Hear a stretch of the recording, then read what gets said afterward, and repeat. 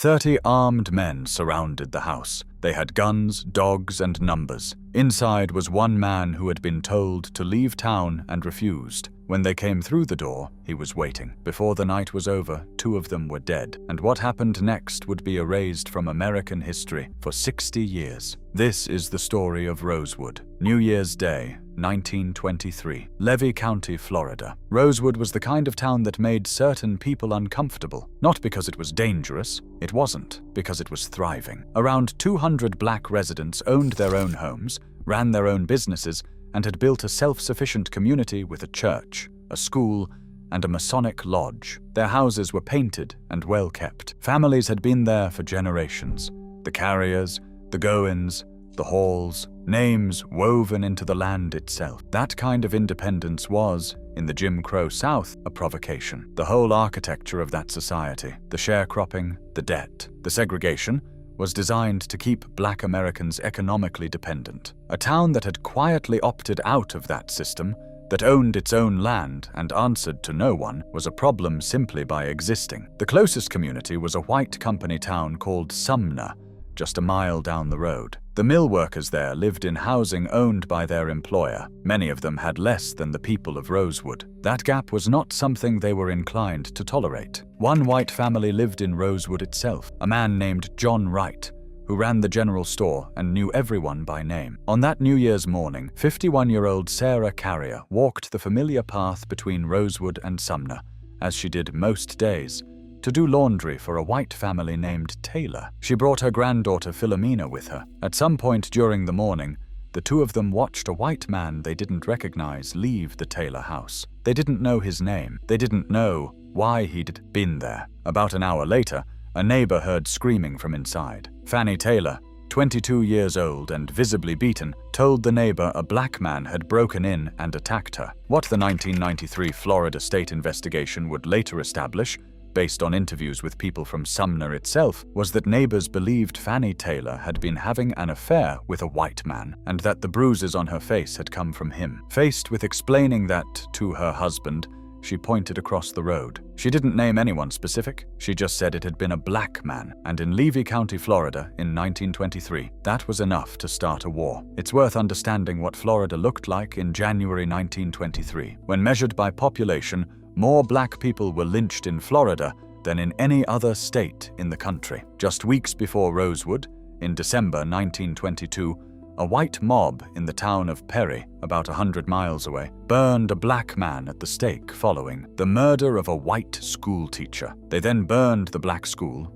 the church, the Masonic lodge, and several family homes. Nobody was charged. The message, delivered clearly and repeatedly across the South, was this: there are no consequences for what you do to black people. None. James Taylor, Fannie's husband, understood that message. He began making calls to neighbors, to friends in surrounding counties, and to men who were attending a Ku Klux Klan rally in Gainesville, where around 500 members had assembled for New Year's Eve. They began moving toward Levy County. Sheriff Walker had a ready-made suspect before he even reached the scene: Jesse Hunter, a black prisoner who had recently escaped a chain gang. He spread the designation through the area, with no evidence placing Hunter anywhere near Sumner. It didn't matter. The story needed a black man. Hunter's name filled the slot. The mob entered the woods around Rosewood with dogs. They found Aaron Carrier first, Sarah Carrier's nephew, whose only connection to Jesse Hunter was that he lived close enough for the hounds to lead them there. They dragged him from his home,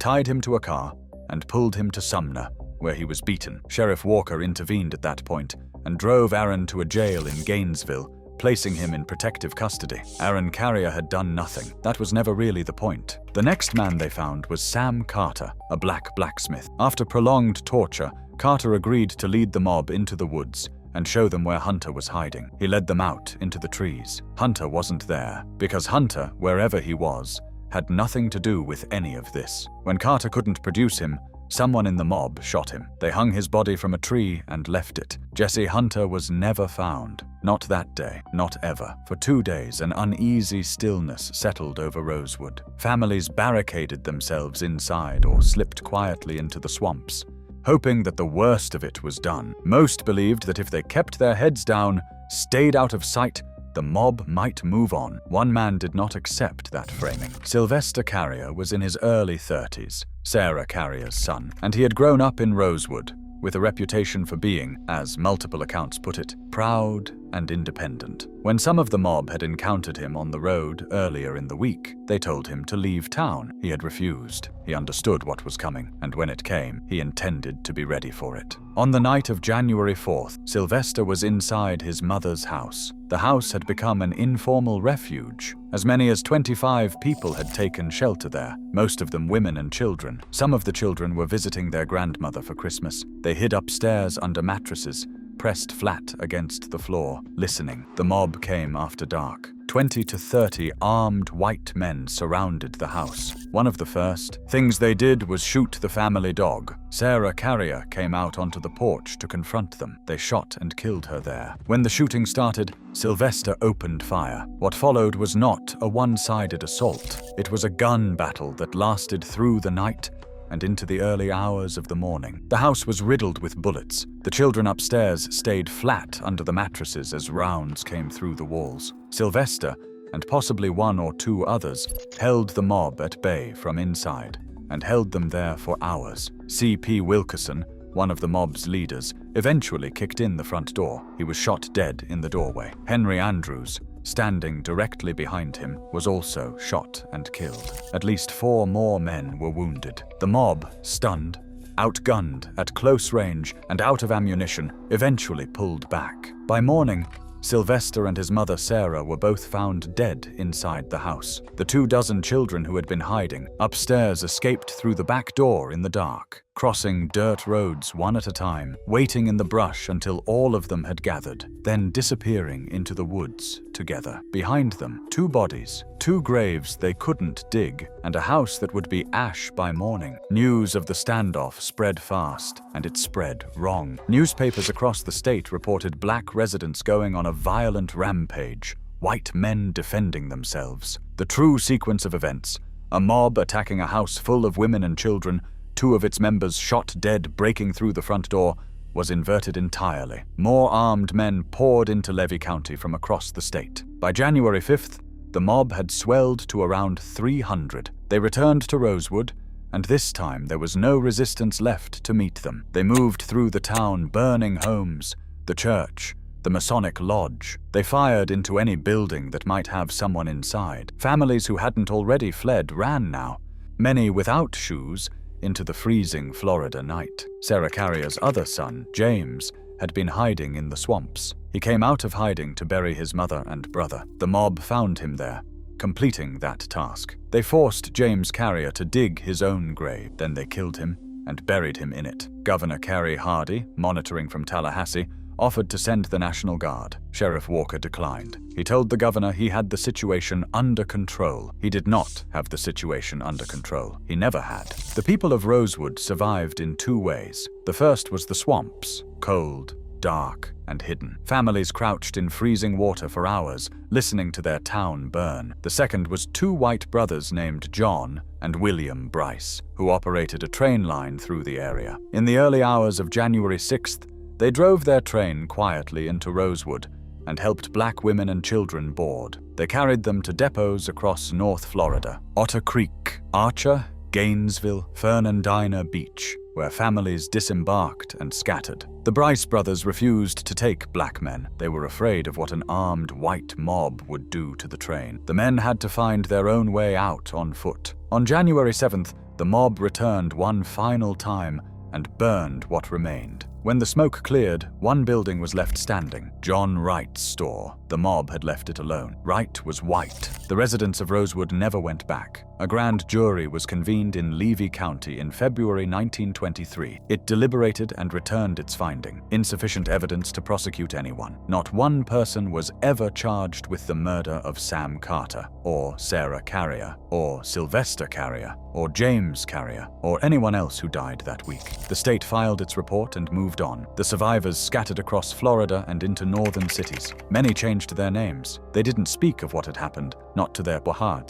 children, not to each other, not to anyone. The trauma was folded away like something too dangerous to bring out into the light. Rosewood existed only in the memories of aging people and the silence of the families who had been told, quietly, not to ask, for nearly 60 years. In 1982, a reporter named Gary Moore from the St. Petersburg Times was driving through rural North Florida and noticed something about a coastal town called Cedar Key. It was all white. A local woman, when he mentioned the gloomy atmosphere, looked at him and said, "I know what you're digging for. You're trying to get me to talk about that massacre." Moore tracked down survivors and descendants. Among them was a man named Arnett Doctor, whose mother had escaped Rosewood as a child and had told him the story every single Christmas, extracting a promise from him to keep it alive. Moore's investigation ran in the St. Petersburg Times and eventually triggered a segment on 60 Minutes. The survivors, now in their 80s and 90s,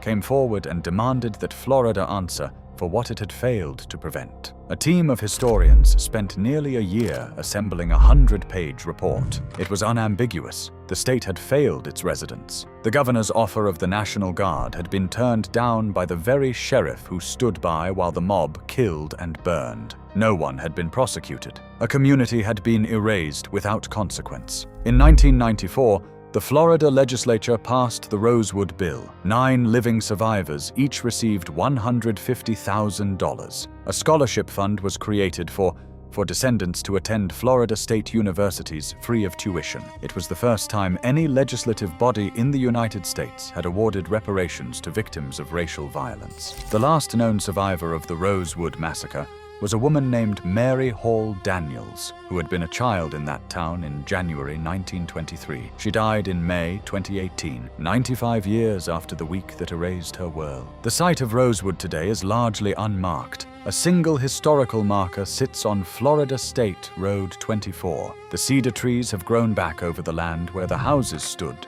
where the church stood, where the school stood. The swamps are the same swamps where families pressed into freezing water and listened to everything they owned burn. What happened there began with one woman's lie and an entire society that was ready and waiting to act on it the moment it was spoken. The 1993 state-commissioned report officially concluded that 8 people died, 6 black residents and 2 white attackers. But survivors, descendants, and historians have consistently estimated the true number of black people killed was far higher, anywhere from 27 to as many as 200, their bodies lost to the swamps or buried in unmarked graves that were never found. It consumed Sam Carter, who had never met Jesse Hunter. It left Aaron Carrier dragged behind a car, beaten and jailed to carry the trauma of that week for the rest of his life. He survived, but he never returned to Rosewood. It took Sarah Carrier, shot on her own porch, James Carrier,